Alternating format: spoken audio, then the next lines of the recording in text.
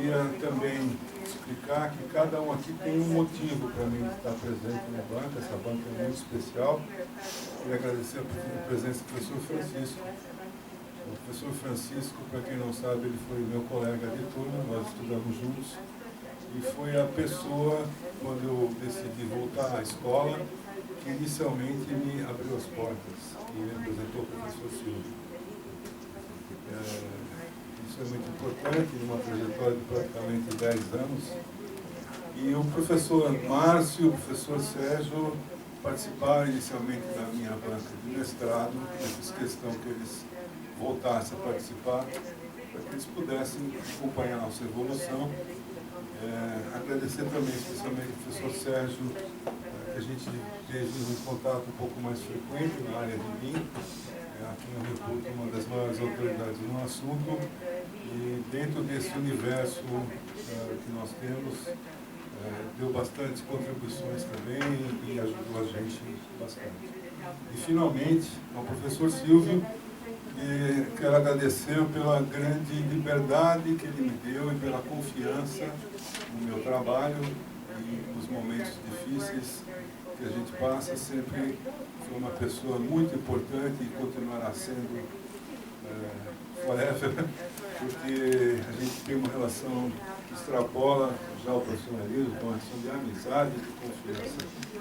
Quero agradecer também a presença da minha família, está toda aqui, minha mãe, a minha esposa, os meus filhos, ao Hugo, aos meus colegas mais velhos, como o Paulo Ângelo, que estudou comigo no ginásio, que está aqui, e aos meus colaboradores da minha empresa, que estão todos ali no fundo, a garotada, que espero que um dia assuma a gestão da empresa junto com a gente. A gente deposita muita confiança também em vocês, muita esperança. E aos convidados que vieram, de alguma forma conhecem a gente, o nosso trabalho, muito obrigado. Então, vamos começar. Me ajuda aqui, vou ver se eu estou aqui. Abre isso, inclina ela. Eu vou trocar aqui. Como é que eu vejo o mouse? Eu estou olhando você, não. Estou olhando para isso.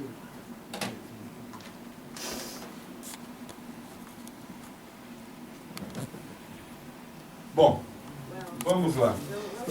O trabalho da apresentação, ela segue a ordem da nossa tese, a ordem macro. Nós vamos ter introdução, revisão bibliográfica, metodologia. Em seguida virá o ponto central, que é a apresentação da estrutura conceitual, seguida das simulações que foram feitas e, por último, as conclusões.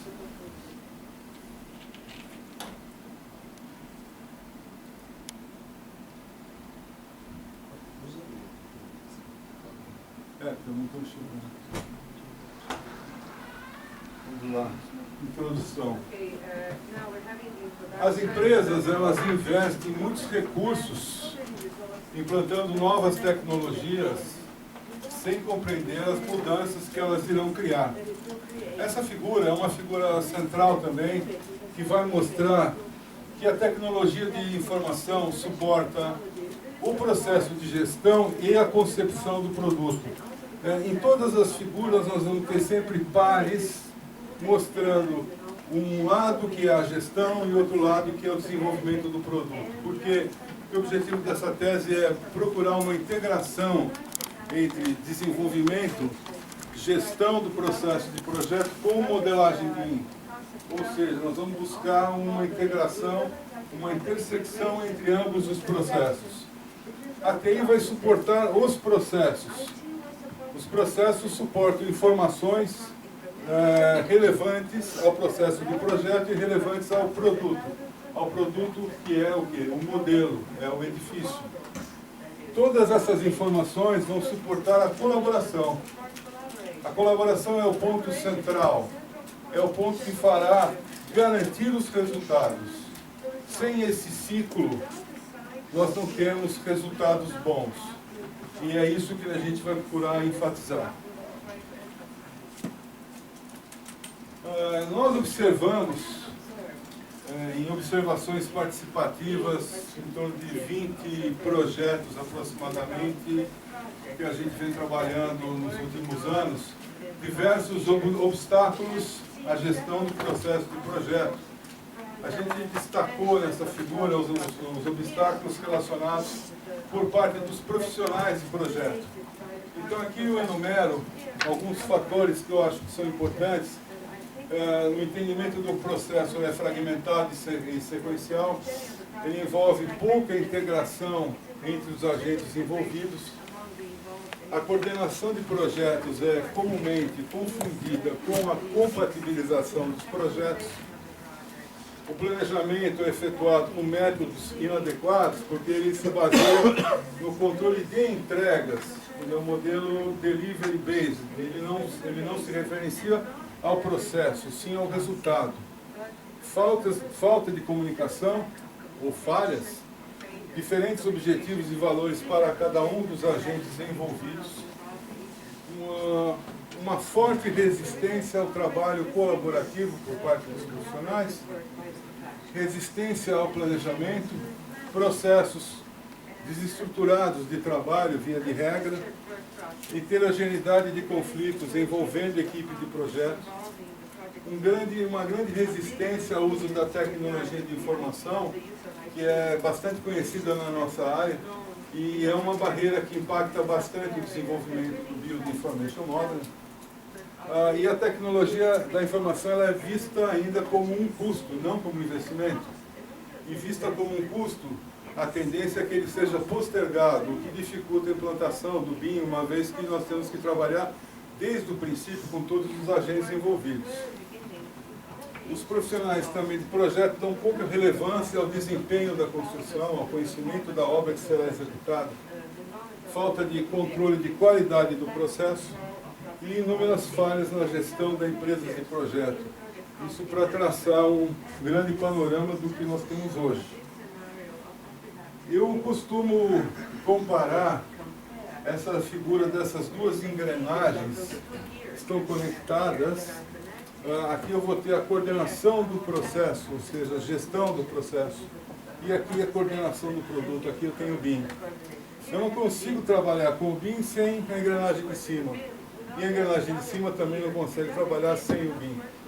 O que nós temos que buscar é como relacionar esses dois domínios. Porque o ambiente de trabalho em BIM ele é complexo. Então ele vai demandar uma metodologia para fazer a gestão. Onde eu posso separar em dois pontos e já associando com o BIM. O primeiro ponto é o planejamento e controle do processo de projeto. Aqui eu vou falar que é o modeling do BIM. BIM quer dizer Build Information Modeling, nesse sentido, modeling é um verbo. Modelar, planejar, seria planejar e controlar como será feita a modelagem do processo, modelagem da informação. E o planejamento e controle do produto, que é o resultado, é o model. Então, BIM quer dizer model ou modeling. Model é o resultado, modeling é o processo. E nós temos que buscar a coordenação entre eles. As questões da pesquisa principais são as seguintes. Como então desenvolver uma estrutura de conceitos que possibilite o desenvolvimento de metodologias de gestão que possam dar suporte ao trabalho colaborativo que é induzido pela tecnologia BIM? Como criar um processo de trabalho simultâneo e imperativo que tenha metas claras e definidas? Como planejar, controlar e avaliar o desempenho desse processo? Finalmente, como organizar o fluxo de trabalho e de informações através da gestão do modelo central em BIM? Essas foram as questões principais das pesquisas que vão levar aos nossos objetivos.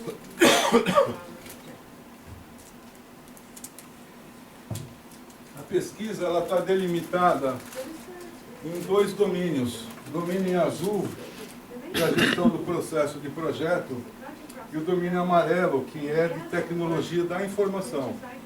Essa região de intersecção entre esses domínios é a região do tema da pesquisa. Então aqui eu vou ter modelo do processo, E aqui eu vou ter as ferramentas para a operação desse modelo. E aqui o modelo de planejamento, modelo de gestão, onde vai resultar um processo de projeto em ambiente colaborativo. Essa é a região delimitada para pesquisa. Nossos principais objetivos são o desenvolvimento de uma estrutura conceitual de gestão para o processo de projeto colaborativo mediante o uso de BIM. E por que uma estrutura conceitual? Porque nós estamos inicialmente entendendo que é necessário se construir uma grande matriz de conceitos que venham possibilitar o desenvolvimento de metodologias específicas para cada tipo de projeto ou para cada configuração que a gente vem encontrar. A gente vai observar no estudo do BIM que tudo é parametrizável, tudo é relativizável, quer dizer, a gente pode deixar tudo relativo. Nós estamos desenvolvendo normas, mas a gente observa que os parâmetros irão possibilitar a gente criar os ajustes necessários para acompanhar o nível de evolução do BIM em determinados ambientes. Ele não é único, não é rígido e não pode ser único. Nós vamos observar que uma das principais características do BIM é o fato de ele ser holístico e compreender o todo. O segundo é desenvolver uma metodologia para controlar esse processo e estabelecer indicadores-chave de desempenho. A gestão ela tem que ser medida quantitativa ou qualitativamente. Então, a nossa proposição é desenvolver alguns indicadores, no caso foram desenvolvidos 2 indicadores para essa pesquisa, e através desses indicadores nós realizamos uma série de testes em 2 modelos. A segunda parte agora, nós vamos falar sobre como a revisão bibliográfica foi feita e o que ela nos mostrou. A revisão bibliográfica ela foi bastante ampla, eu diria profunda em alguns aspectos, superficiais em outros, mas ela procurou varrer 3 grandes tópicos.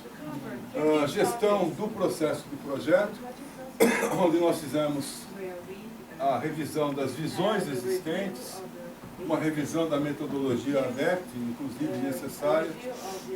Falamos sobre BIM, muito mais relacionado à gestão e coordenação, análise crítica, entrada de novos agentes, fases do processo do projeto e o advento do MPD, colaboração e estágios de adoção.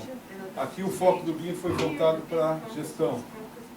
Fizemos uma revisão bibliográfica da tecnologia de informação.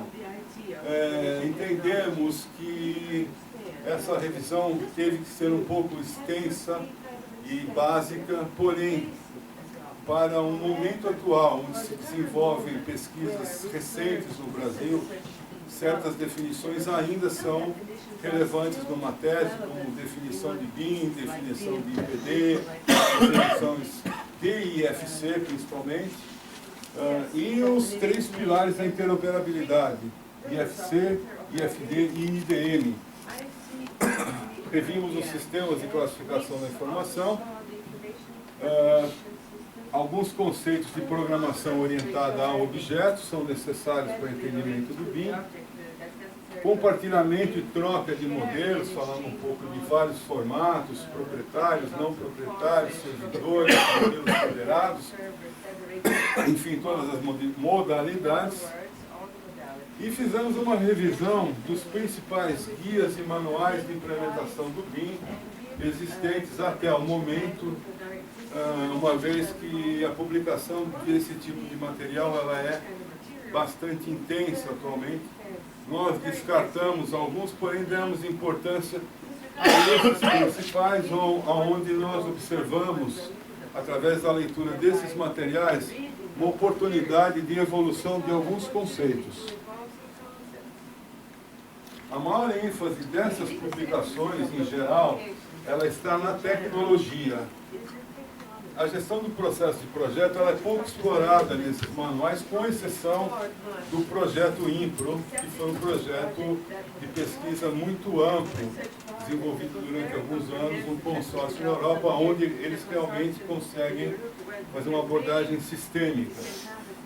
No mais, eu entendo assim, que muitas publicações elas se focam na implementação do BIM a nível da sua tecnologia e estabelecem processos, enfim, mas processos genéricos são processos muito mais rótulos, mas não dizem muito como fazer as coisas. Poderiam ser aplicáveis a qualquer outro sistema. Então, acho que as outras publicações, e aí eu coloco a Penn State também em crítica, como um grande conteúdo, uma grande abordagem, porém com um conteúdo ainda bastante a ser explorado. A gente observa também, e esse é um ponto central da nossa tese, que as definições de LOD, ou Level of Development, ou Level of Detail, são contraditórias pela própria AIA, que é a American Institute of Architects.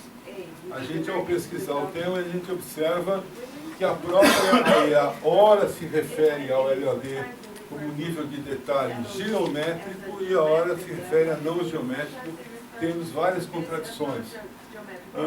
Eu entendo que o conceito do LOD ele é fundamental e ele necessita de um aprofundamento, saindo da generalidade e entrando na especificidade cada vez mais. Uma publicação de referência que serviu como base para a formulação do cálculo do LOD foi a publicação do professor Sachs, junto com Traibelski, que é um artigo de referência onde essa pesquisa feita mostra ou indica maneiras objetivas de se calcular fluxo de informações, medidas de desenvolvimento do projeto, tamanhos de pacote de informação, e muitos desses conceitos foram revisados com o objetivo de trazê-los para o universo BIM. Agora, sobre a metodologia da pesquisa. A nossa pesquisa, ela sai um pouco do método convencional, onde eu tenho um problema que eu conheço a priori e dou uma solução para ele. O método de pesquisa ele foi me mostrando a necessidade de leitura, e cada vez que a gente vai aprofundando a leitura, a gente vai abrindo novos conhecimentos e criando novos problemas para serem resolvidos. Ou seja, a gente não conhece a priori todo o problema a ser resolvido. Portanto, a revisão bibliográfica, ela acompanhou o desenvolvimento quase que integral do trabalho. Ela servia de base para esclarecer pontos novos e, ao mesmo tempo, abria novas questões. Então, ela não poderia ser um quadrado estanque. Ela tem um acompanhamento dinâmico e interativo. Nessa figura, eu vou observar na metodologia adotada que eu tenho uma porção quantitativa e uma porção qualitativa. Em ambos os casos, são feitos testes, análises e comparados resultados. A gente observa, na hora que a gente formula a estrutura conceitual, que parte dela ainda não é possível ser medida quantitativamente e sim qualitativamente. Já no caso dos ICDs, ela sim mostra a possibilidade de ser medida objetivamente. Na metodologia eu vou ter uma discussão das causas, explicações, e aqui a gente tem um processo de insight e inferências final, onde a gente chega para as conclusões. Então esse método é um método não linear de fazer a pesquisa. Essa figura mostra algumas fases da pesquisa. Eu fiz isso de uma forma temporal, onde eu tenho basicamente 4 fases na minha pesquisa, sendo 3 fases pesquisa qualitativa e 2 fases pesquisa quantitativa no final, onde a pesquisa bibliográfica vai permeando o desenvolvimento do trabalho. E em cada fase eu vou tendo uma evolução da minha estrutura conceitual. Ela passa por 4 estágios. de desenvolvimento que estão documentados em artigos que foram escritos, que estão anexos à tese, e que foram passados sucessivamente por congressos, por trabalhos publicados, e cada trabalho publicado a gente via o resultado, e a partir do resultado a gente evoluía para um novo estágio do modelo. Então, esses stickers aqui, na verdade, são resultados que a gente tem, eventos, primeiros artigos que a gente fez no Congresso CIB, participação no workshop BIM em Israel, em Perignon, uma participação no BIM Serve Breakfast em Amsterdã, uma apresentação no Congresso TIC 2011, a gente já apresentou essa estrutura, concomitantemente essa apresentação também foi feita na França, e a estrutura final, onde a gente tomou algumas decisões de usar um software como o Solibri para a realização dos testes, que foi fundamental, realizando 20 versões de um modelo, 20 testes em um modelo, e os resultados nos permitiram visualizar a aplicação dessa teoria. Agora nós vamos ao coração do trabalho, que é a apresentação da estrutura conceitual. Inicialmente, eu achei importante mostrar essa figura. É uma figura que mostra formas de representação de problemas que são relacionados à gestão. Então eu posso trabalhar em dois eixos, né? Eixos de representação e abordagem. E nesses problemas eu posso trabalhar com modelos ou com mapas. Mapas são elementos estáticos, modelos são elementos dinâmicos que me permitem interagir e inferir conclusões. Posso ir para processos, onde eu vou ter aplicações concretas, e posso subir para cá, onde nós vamos ter as estruturas conceituais, que é um plano muito mais de abstração, de entendimento e de visão sistêmica. Tudo isso para mostrar que gestão ela pode ser trabalhada em vários pontos desse eixo ou vários pontos combinados. E nós percebemos desde o princípio que se nós fôssemos trabalhar diretamente com modelos ou com aplicações, a gente iria particularizar o problema ou criar inúmeras variáveis que não permitiriam o equacionamento adequado do problema. Então nós tivemos que fazer um zoom out na nossa câmera e buscar a maior abordagem possível que a gente conseguiu enxergar, que nos permitiu trabalhar com estruturas conceituais. Em inglês, a palavra framework quer dizer mais do que isso, ela é muito mais forte. Mas as estruturas de conceito são as estruturas que irão nos permitir desenvolver aplicações específicas para o uso.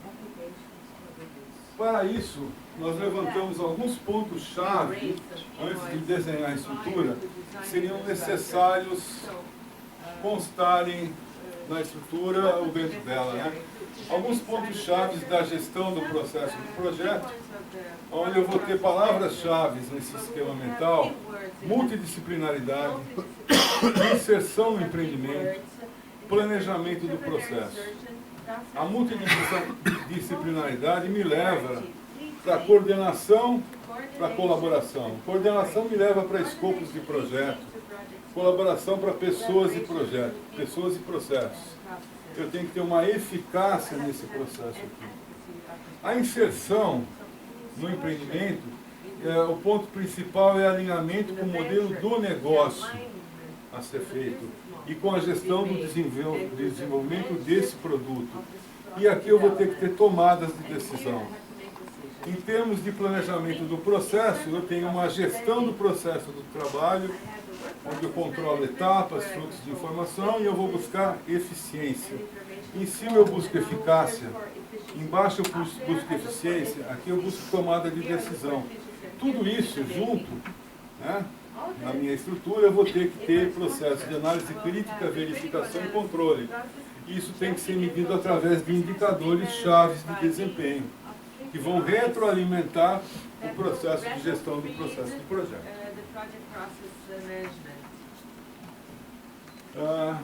Para a modelagem da informação, ou seja, para o BIM, também foram levantados aspectos-chave.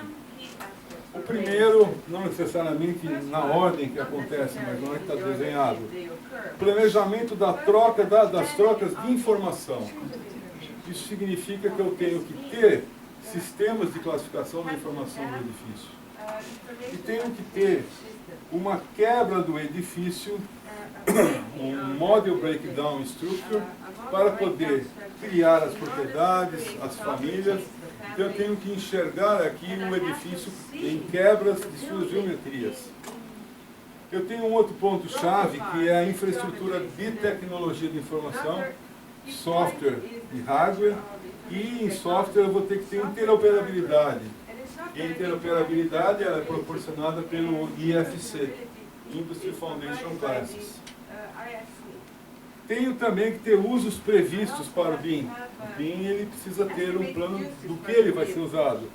Então nós vamos ter um nível de desenvolvimento do modelo como ponto-chave, abrindo para propriedades geométricas e não geométricas. Estágios de adoção do BIM por parte das empresas e do mercado, agentes e responsabilidades que vão ter colaboração. E, finalmente, eu tenho a modelagem das especialidades, arquitetura, estrutura, enfim, onde eu tenho controle de qualidade do modelo e também vou ter que ter indicadores-chave de desempenho para o modelo. Então, a partir dessas ideias que traçou como mapa mental, a gente constrói no slide seguinte uma relação que nós vamos ter entre os domínios. Então nós temos que ter uma hierarquia nesses processos, sendo o IFC a base de interoperabilidade como o núcleo no nível mais baixo, passando para o modelo, que aqui seria o BIM Model, passando para o projeto e finalmente a esfera do negócio, que contém todas essas outras esferas em escala hierárquica. Finalmente, nós temos a estrutura conceitual. Essa a estrutura chave, essa é a conceituação que a tese buscou. Eu vou explicar um pouco melhor essa figura. Essa figura parte de 3 layers, aqui, 3 níveis. No nível superior, eu tenho a gestão do processo do empreendimento, do negócio. No nível intermediário, eu tenho a gestão do processo de projeto. E no nível base, eu tenho a gestão da modelagem da informação, BIM. Essas fases, para elas estarem alinhadas, eu tenho diversos estágios de desenvolvimento do meu produto, do meu trabalho. E esses estágios estão interligados entre si, em fases no processo de projeto, aonde eu tenho que ter continuamente gestão do requisito do programa, e para cada fase evoluir de um nível de desenvolvimento para outro, eu vou sempre ter que ter análise crítica e o cálculo do ICD. Então o processo ele tem portões. Esses portões vão estar sempre baseados em analisar criticamente se os requisitos do programa estão sendo atendidos e se uma vez eles atendidos os requisitos da fase, uma vez medidos em termos de ICD, vão me dar um grau de desenvolvimento e completude do meu processo, do meu modelo. E em paralelo, eu vou ter esse alinhamento com as fases de negócio, marketing, comercialização, obra.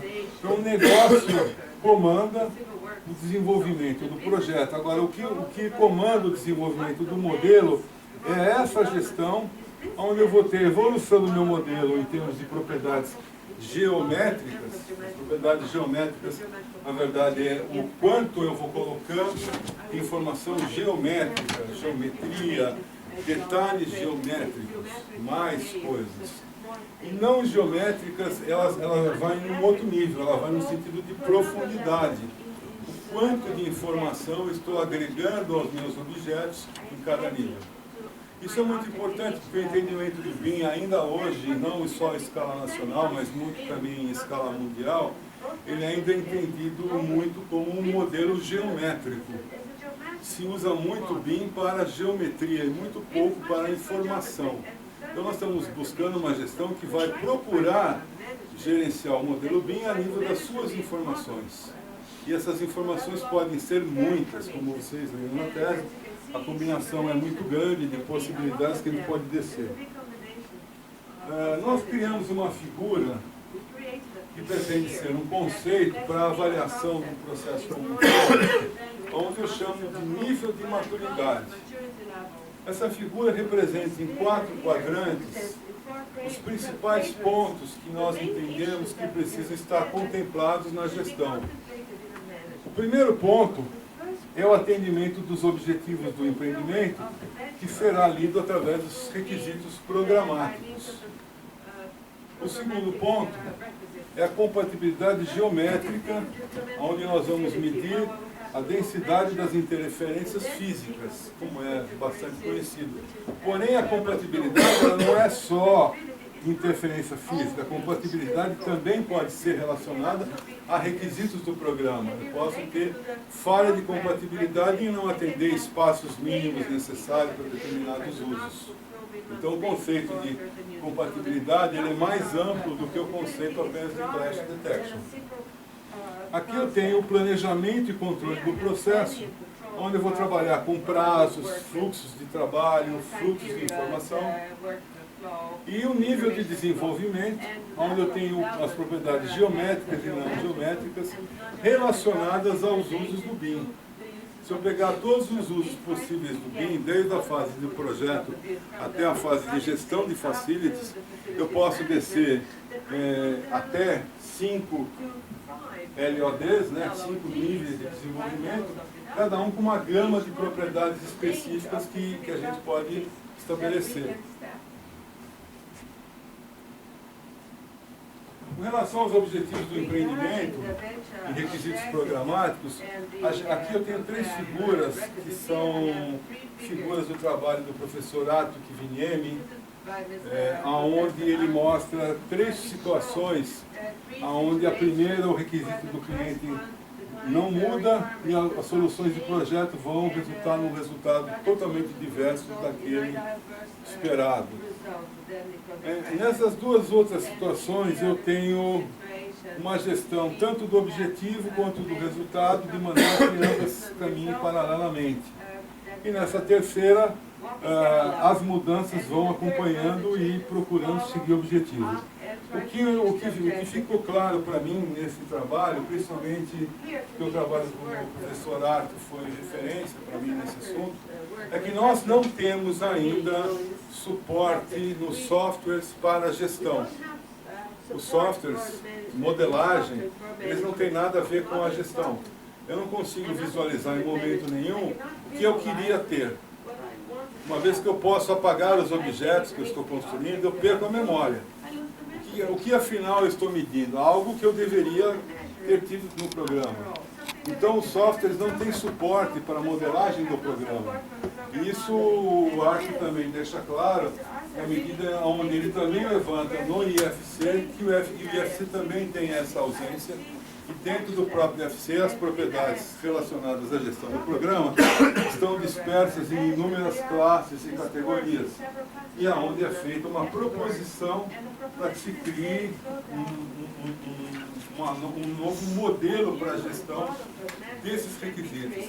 Então esse ponto foi um ponto onde a gente percebe que o desenvolvimento de teorias ainda é escasso e as práticas utilizadas no mercado são bastante informais. De forma que o que acaba acontecendo é que se vai esquecendo gradativamente o que se quer e se chega em resultados muitas vezes incompatíveis. Com relação ao nível de desenvolvimento das propriedades geométricas e não geométricas, a gente criou aqui, não dá tempo de ler todo o slide, mas a gente definiu um ICD, ou KPI em inglês, chamado nível de desenvolvimento. E colocamos alguns dados, como calcular o foco desse KPI, o perfil dos dados, os alvos, a parametrização e as limitações. ele também tem limitações, principalmente quando a gente considera propriedades já existentes na biblioteca de objetos do projetista, quando nós temos desatualização do programa de necessidades, nós temos muito trabalho.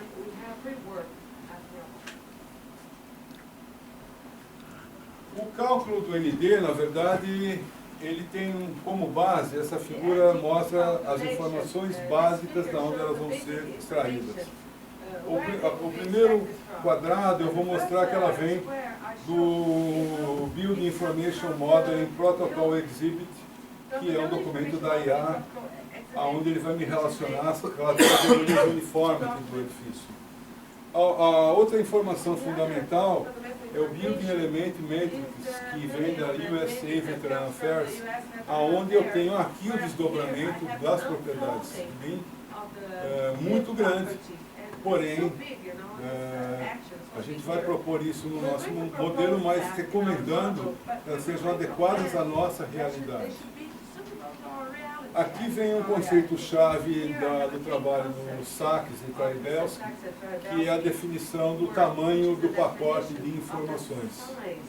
Basicamente vai medir, se eu pegar uma determinada categoria de elementos no BIM, quantos elementos têm propriedades atribuídas. Então imagina que eu tenho 100 paredes. Dessas 100 paredes, quantas paredes têm propriedades? 50. 50 não tem. E dessas propriedades, quais delas estão compatíveis com o meu modelo de programa? Isso sim vai me dar condição de eu avaliar o desenvolvimento.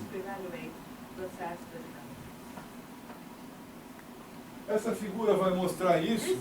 Eu tenho aqui os objetos, né, seguindo a classificação de Format, né, codificado, colunas, paredes, portas, até um objeto N, onde eu tenho aqui o conjunto de propriedades e os níveis de desenvolvimento variando. A gente fez até um degradê colocando cada vez mais informação não geométrica. Então a gente vai ter no modelo BIM objetos diversos nessa linha da matriz, e profundidades diversas que eu posso ter em função do uso da informação que eu pretendo ter.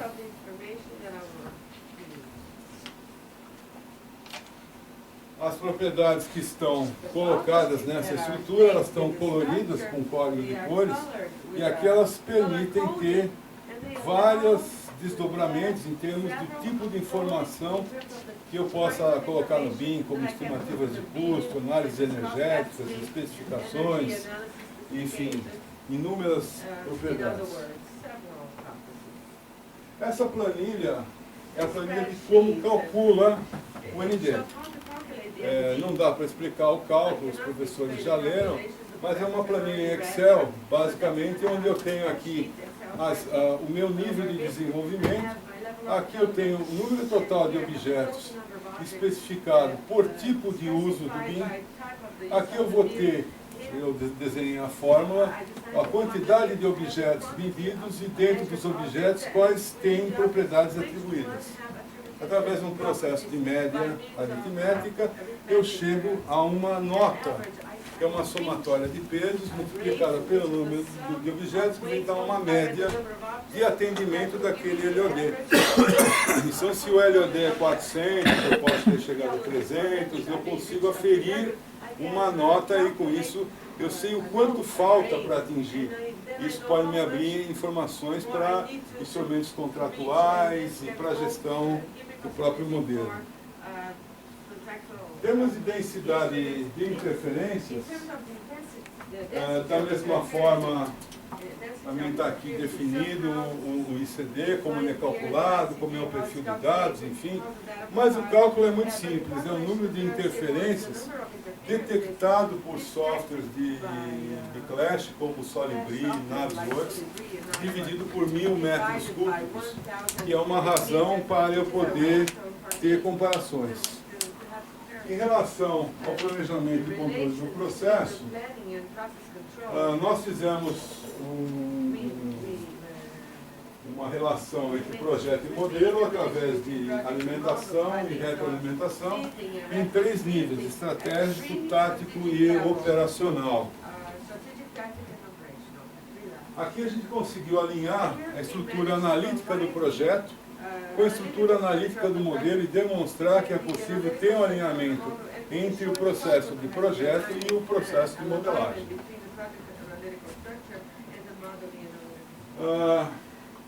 Para que a gente possa demonstrar, inicialmente a gente trabalha com macrofluxo do processo de projeto e de modelagem. Em cima eu tenho o projeto, embaixo eu tenho modelagem, eles estão interrelacionados e vão alimentar a DSM, que será a ferramenta utilizada para construir o processo de projeto. De forma que eu tenho entradas de informação padronizadas através da minha planilha mestre e informações não padronizadas nas linhas. O resultado, eu vou ter aqui o desenvolvimento do meu cronograma geral e aqui a minha matriz DSM alinhando as fases de concepção, definição, desenvolvimento e documentação, mostrando claramente como o projeto vai evoluir ao longo do tempo e como as informações estão interrelacionadas.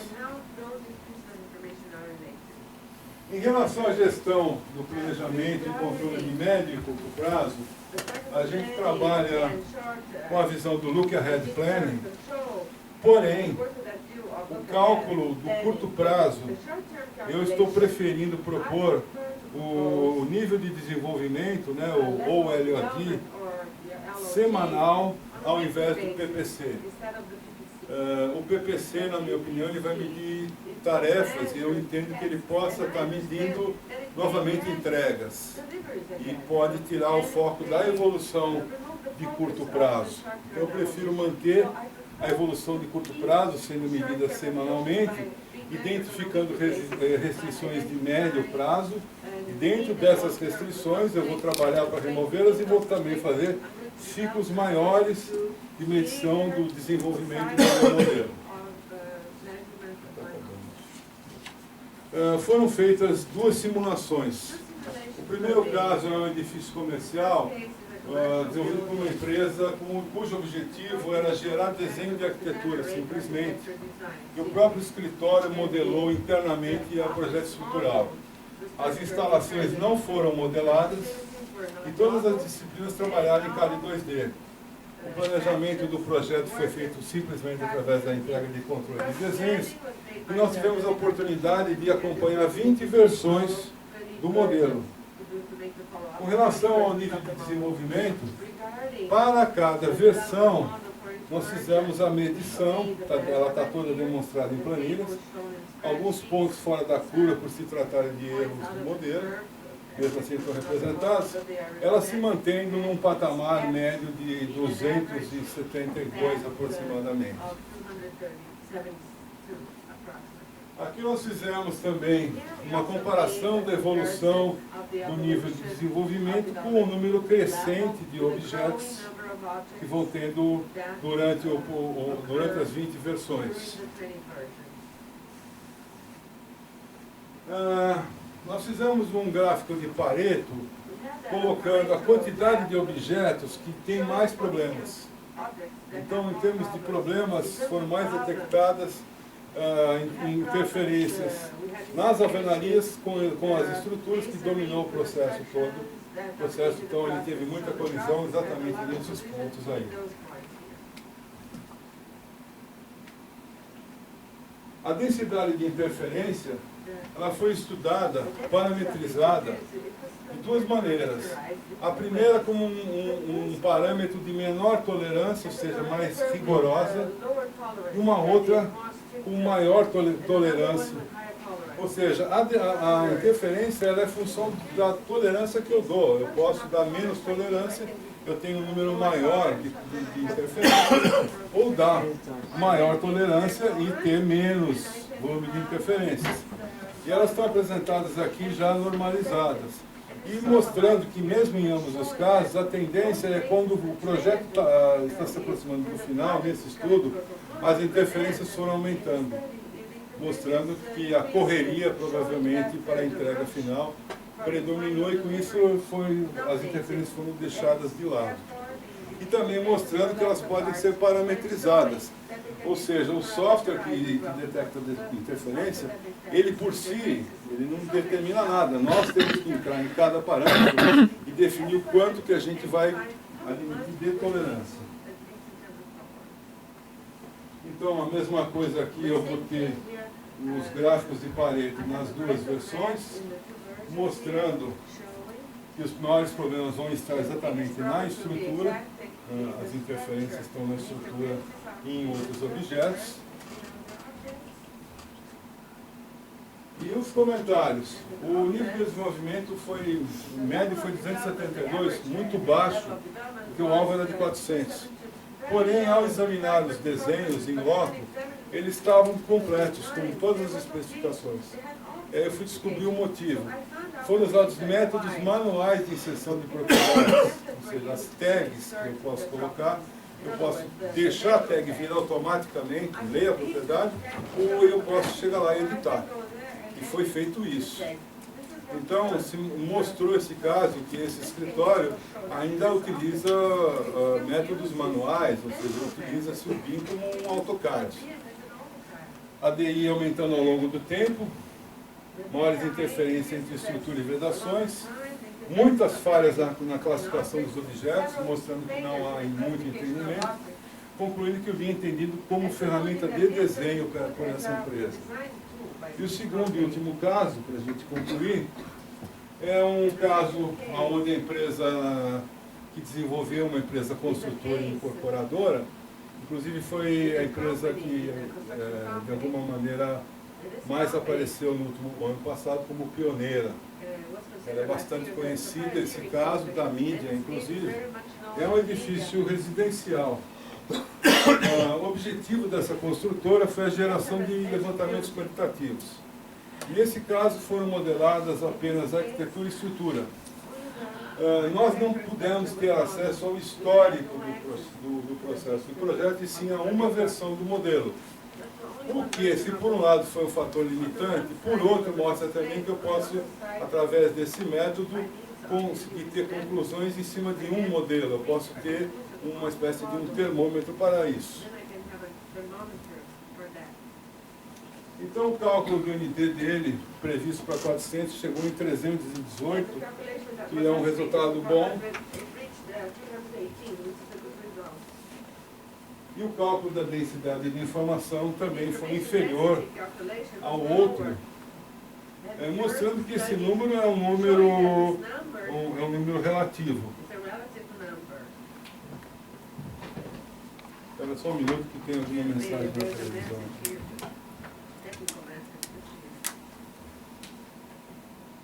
Obrigado. Comentário do segundo caso. O nível de desenvolvimento é bom, porém, da mesma maneira, alguns grupos de objetos não foram especificados, como caixilhos e portas. E a nosso entendimento, que é uma tendência nos profissionais em geral, engenheiros e projetistas, em deixar que essa especificação seja feita pelos próprios fornecedores. Ou por conhecimento limitado de propriedades, de portas, janelas, enfim, ou por más práticas de trabalho ou de comodismo do próprio fornecedor apresentar, ao invés da empresa se antecipar e definir o que ela quer. Isso para mim foi marcante. Muitos objetos foram classificados como diversos, ou seja, houve uma certa preguiça em se trabalhar nisso, e muitos objetos simplesmente não classificados, colocados lá sem nenhuma informação. O que mostrou também um provável desconhecimento dos sistemas de classificação da informação ou da necessidade deles, e sim apenas em ter os levantamentos prontos. Alguns comentários sobre a forma como essa empresa desenvolveu, que eu acho pertinente, uma vez que essa empresa foi case também já em outros congressos. Ela adotou o IFC como plataforma para integrar. Porém, uma análise detalhada do modelo feita com o SolidBIM mostrou algo que eu já intuía, como a modelagem foi feita. A modelagem foi feita em camadas, ou seja, os revestimentos foram tratados como paredes. Por que isso foi feito? Pela limitação da exportação em IFC dos softwares de modelagem. O Revit, por exemplo, ele exporta uma parede composta como um único objeto, ele não separa os seus revestimentos em IFC. Isso ia dificultar a extração do quantitativo. Então, qual foi a estratégia adotada? Aqui eu tenho 3 paredes, a parede de verdade, e em cada lado eu tenho um revestimento. E o que isso implica no trabalho do projetista? Ele triplica o trabalho do projetista. Porque o projetista tem que modelar 3 paredes. E quando ele vai hospedar uma janela, ele tem que dizer que a janela é hospedada na parede de verdade. E os vãos de janela, eles precisam ser recortados manualmente. Agora, cada vez que essa janela vai mudar de lugar, o que acontece com o trabalho? Tem que ser totalmente refeito, porque o furo, feito isso na frente e atrás, ele não muda. Resolve um problema, mas que é um trabalho enorme. Eu questionei um dos gerentes dessa empresa sobre isso, e a resposta que eu obtive foi assim: bom, mas isso é um problema do projetista. O que mostra a falta de colaboração entre o contratante e o contratado, porque o projetista vai ser extremamente onerado para trabalhar dessa forma. Mostra isso e mostra a limitação dos nossos softwares ainda. Conclusões. As nossas conclusões, nós estamos com o mercado no Brasil novo e imaturo, que ainda entende o projeto como um conjunto de entregas. Porém, esse mercado está se deparando com uma nova realidade, onde não existem mais entregas. Então não adianta querer trabalhar no modelo velho e trazer para o modelo novo. Nós temos que, exatamente aqui, criando um modelo novo para se propor uma nova forma de trabalhar. Os guias e manuais, em geral, eles tendem a enfocar a tecnologia em demasia, então a gente vê surgir muitas receitas de bolo. Então a gente vê hoje muita gente tentando implantar BIM através de receitas. Na verdade, se confunde implantar o Revit com se implantar um conhecimento como BIM. A colaboração, ela tem que superar barreiras, permitir integração de processos, simultaneidade, novas formas de contratação como IPD, uso de servidores de modelo, mudanças comportamentais, gerenciais e estratégias empresariais. Os softwares precisam evoluir, principalmente na qualidade da exportação do seu IFC. Da mesma forma, é necessária a criação de plataformas de colaboração onde seja possível aplicar esses ICDs desenvolvidos. Esses ICDs desenvolvidos, que foram 2, e a gente propõe que sejam mais no futuro, eles podem ser integrados em softwares como o Solibri ou outros, que possam fazer essa medição usando esse algoritmo que a gente propõe automaticamente. E com isso a gente ter uma ferramenta de gestão automática. O IFC também precisa evoluir para dar suporte à gestão, principalmente porque, no nosso entendimento, o IFC ele é focado essencialmente no projeto e pouco na gestão.